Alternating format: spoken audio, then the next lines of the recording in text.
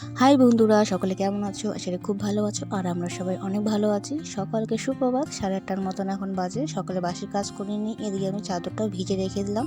তারপরে এদিকে ব্রাশ করে নিয়ে চাটা বানিয়ে নিয়ে তারপরে বরকে চাটা দিয়ে দিলাম। তারপর ও খেয়ে নিয়ে একটু বাজারে গেল।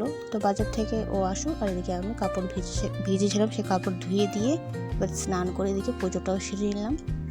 তো তারপরে আমি দেখি চলে এসে গেছে। তো বাজার করে একটু টুকটাক বাজার করে নিয়ে এসে পড়লো। আর এদিকে দেখো মাছ এনেছে, তো এটা রুই মাছ। তো ভাবছি আজকে রুই মাছের পাতলা ঝোল বানাবো, যেহেতু এখন গরম পড়ে গেছে, সেটা পাতলা ঝোলই খাওয়াই ভালো শরীরের পক্ষে। তারপর দেখো লবণ হলুদ দিয়ে মেখে এবার আমি এক এক করে মাছগুলো সমস্ত মাছ ভেজে তুলে রেখে দিলাম। এবার এখানে মশলা আছে পেঁয়াজ বাটা, কাঁচা লঙ্কা বাটা আর জিরে বাটা, এটা দিয়ে আজকে মাছের ঝোল বানাবো। তো তারপর দেখো জিরে বাটা, গোটা জিরে আর তেজপাতা ফোড়ন দিয়ে এবার আলুগুলো ভেজে নিয়ে সেই মশলা দিয়ে কষিয়ে নিয়ে জল দিয়ে টমেটো দিয়েছিলাম। তো নামানোর আগে একটু চিনি আর একটু গরম মশলা দিয়ে বাস নামিয়ে নিলাম।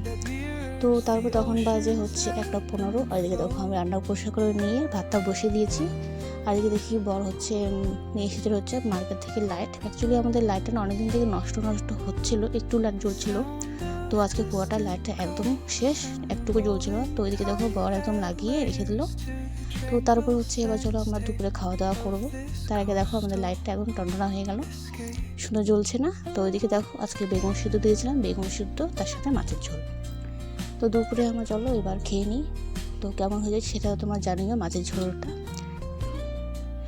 আর কি বলতো, এই গরমে এই মাছের পাতলা ঝোল কাঁচা লঙ্কা দিয়ে কিন্তু ভীষণ ভালো।